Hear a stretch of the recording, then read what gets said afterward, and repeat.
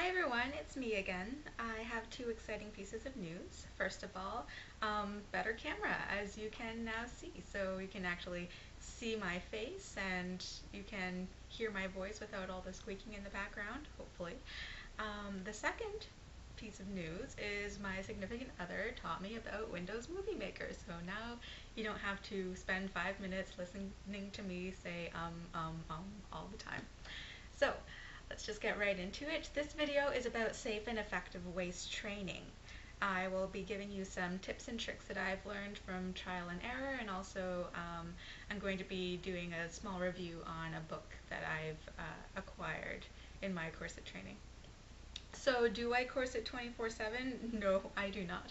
I have a life outside of corseting. I love to sing, albeit badly. I love to do salsa dancing. I do that with my significant other.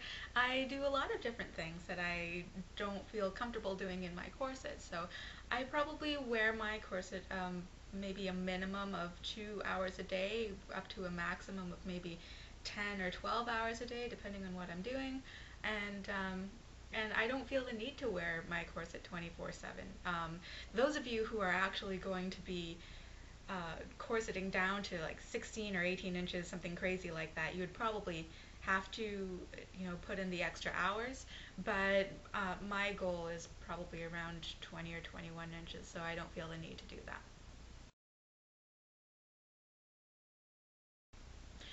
So when you're starting your corset training, you want to start with small goals, not too much reduction. And then once you reach those, you can feel good about yourself and you can reward yourself with whatever you like, as long as it's not a lot of food. And then you can either stay there or you can change your goals appropriately. So examples of ultimate goals. I have a couple of equations here for you guys. I often don't believe in arbitrary numbers. I believe in ratios, so the hip to waist ratio. So the first ratio is having a waist to hip ratio of 0.7. So this is the modern accepted healthy and attractive ratio. So for instance, if your hips are 40 inches around, then you would multiply that by 0.7, and that would give you your most attractive waist circumference. So that would be 28 inches. Another example of a circumference goal would be to have your waist the same circumference as the largest part of your thigh. Now, if you're a pear shape, then this is absolutely beautiful. But if you're more of an apple shape and you have skinny little chicken legs, and your thighs are only like 16 or 17 inches in circumference, then that can start to get a little scary looking. Another example of a hip to waist ratio would be to take into account the golden ratio. That's 1.618, etc., etc. You can shorten it by just using the symbol phi. But basically, that more deals with more of a planar view, a two-dimensional view, as opposed to a circumference. So if you're looking at your body head-on, you want to take a straight ruler and measure across your hips, something like this. I don't know if you can see this, but you just want to measure across like this. And my diameter of my hips at the widest part is about 14. And so I would divide that by 1.618, and that would give me a diameter of 8.65. That would be the most attractive diameter for my waist. So in that situation, you're not dealing with circumference at all, you're just looking at diameter. But it still looks very attractive when you're looking at it head on.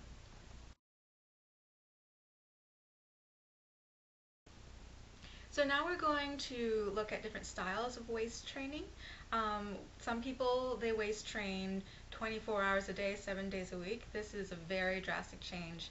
A lot of people have to work up to that because, sometimes it requires a major life overhaul because you're not able to do exactly the same things you did before. It can be quite a challenge. Other examples would be just to wear your corset from sun up to sundown, just when you wake up in the morning until you go to bed at night and then you sleep without your corset. Some people do the converse of that. They don't wear their corset all day and then they just corset in the evening and when they go to sleep. So if you're going to be sleeping in your corset, then I recommend practicing it first. It might be a little bit uncomfortable to sleep in your corset at times. So start with naps, see how you feel about it. What I do is I actually use the roller coaster method that's in the Corset Magic book. You can find that book on Romantasy, and they actually do an overview of the roller coaster method on their website. You don't have to buy the book to get the basic idea of it. But basically what I do is I keep my hours small at first when I am doing a new smaller reduction, and then as the days go by or the weeks go by, I will keep at that waist reduction and I'll increase the number of hours I wear it. So once I get to 8 or 10 hours of wearing it and I'm completely comfortable, then I would decrease my waist circumference by maybe a ½ inch or a ¼ inch, whatever feels most comfortable to me, and then I would drop the hours down back to maybe 2 hours a day. And I would just continue like that, first increasing my hours and then decreasing my circumference, but never changing both at the same time. And I found that works for me. I'm able to decrease at least an inch every month, so I don't find the need to wear my corset, 24 hours a day. I just wanted to let you know that the owner of Romantasy, Anne, she did not ask me to do this or to recommend her site or her books at all. I'm doing this out of my own volition. She doesn't even know about it, actually. But when I bought the book from her, she sent me emails to ask me how I was doing, if I had any questions. She's a very sweet, elegant, knowledgeable woman, and I only have good things to say about her.